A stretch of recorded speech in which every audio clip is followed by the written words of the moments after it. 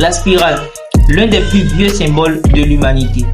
Elle apparaît dans les coquillages du Nautile, les escargots, dans les galaxies spirales, dans la structure de l'ADN, d'où hélice, dans les dessins sacrés kémites égyptiens, dans l'architecture des temples Dogon, des royaumes bantous, etc. Mais pourquoi cette forme? Parce qu'elle représente un flux d'énergie en expansion, un mouvement cyclique et une connexion directe entre le microcosme, l'homme, et le macrocosme, l'univers. C'est une clé vibratoire, une forme d'ordre dans le chaos.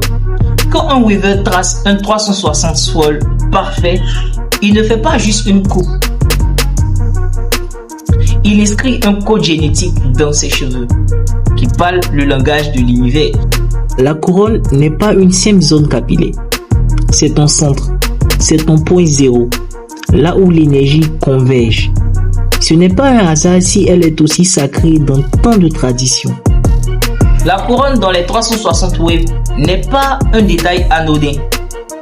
Elle correspond au point énergétique qu'on retrouve dans plusieurs traditions. Chakra couronne chez les hindous, Ab chez les égyptiens. Au point de rencontre entre l'homme et l'invisible.